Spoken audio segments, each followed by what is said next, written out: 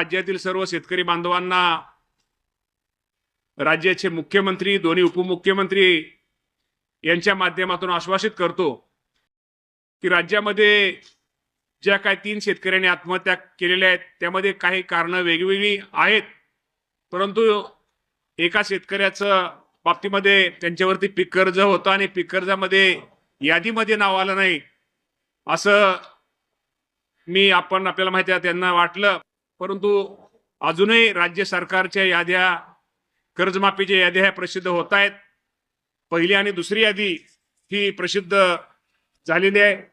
साधारणतः दुसऱ्या यादीमध्ये, पहिल्या यादीमध्ये 533 आणि दुसऱ्या यादीमध्ये 16,95,533 शेतकऱ्यांची यादी ही शासनाच्या वतीने कर्जमाफीची जाहीर केलेली आहे. अजूनही जसजसे याद्या कागदपत्र शेतकऱ्यांची पूर्ण होतील त्याप्रमाणे याद्या लागतील.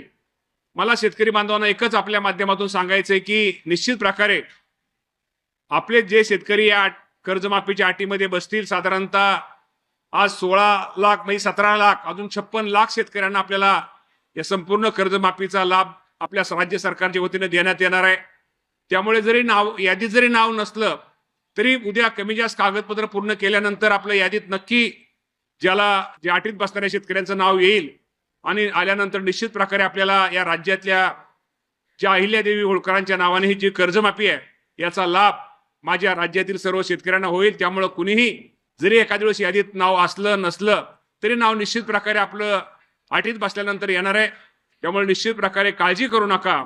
आपण नाव यादीची वाट पहा. याद्या जसजसे याद्या अद्ययावत होतील, जसे याद्यात पूर्तता होतील त्याप्रमाणे याद्या प्रसिद्ध होतील आणि माझ्या या राज्यातील 56 लाखापेक्षा जास्त शेतकऱ्यांना या कर्जमाफीचा फायदा लाभ मिळणार आहे आणि साधारणतः 40,000 कोटी रक्कम एवढी रक्कम यासाठी राज्य शासनाच्या वतीनं दिली जाणार आहे. आतापर्यंत कर्जमाफी असली तरी काही ठिकाणी अशा तक्रारी दिसून येतात खाली स्थानिक पातळीवर. त्याचं 1.5 लाख कर्ज आहे, त्याला फक्त 50,000ची मुदत ठेवलं जातं. तर मुळात हा निकष त्याच्या स्वरूपात नाही असा हा निकष नाही. 2 लाखापर्यंत जर थकबाकी असली तर थकबाकी ती 2 लाखाच्या आतली संपूर्ण थकबाकीची रक्कम त्या बाबतीमध्ये ती माफ केली जाणार आहे. या बाबतीमध्ये काय तक्रारी वगैरे असल्या तर ठीक आहे, तक्रारी असतील, काय चुका असतील त्या तक्रारी ऐकून चुका त्या लक्षात घेऊन या बाबतीमध्ये दुरुस्त करून 2 लाखाच्या आतल्या जे थकबाकीदार शेतकरी त्यांना निश्चित प्रकारे त्या कर्जमाफीचा लाभ दिला जाणार आहे.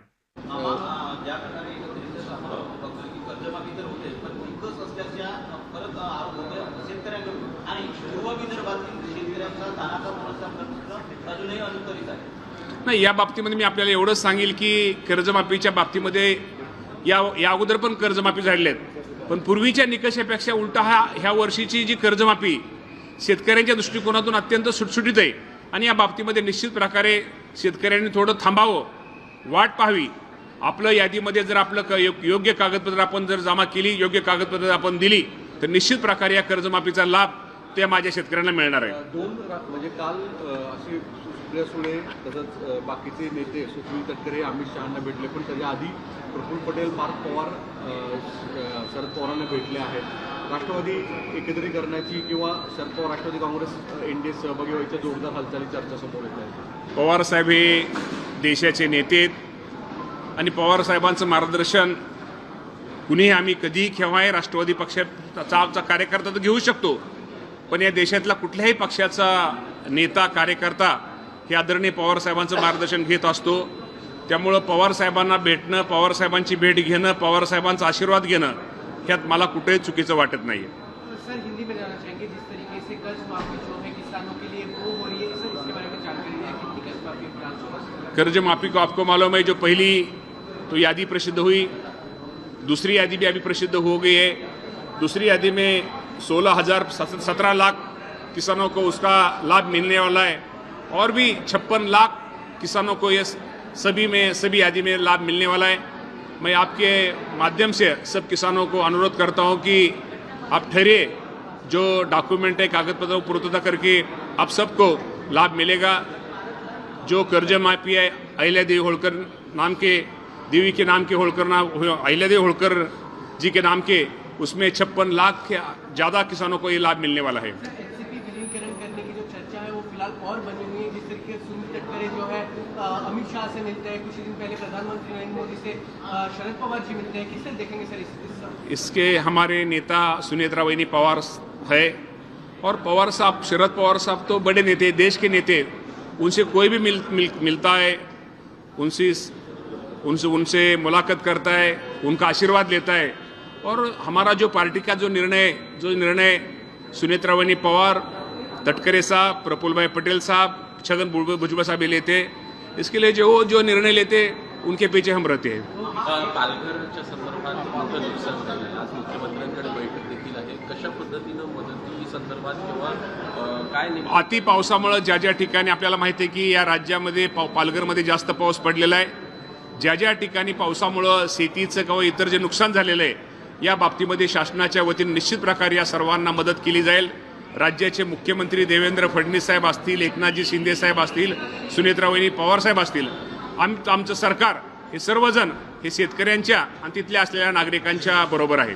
आपल्याला आपल्या एकूण राज्यामध्ये पाऊस हा सुरू आहे।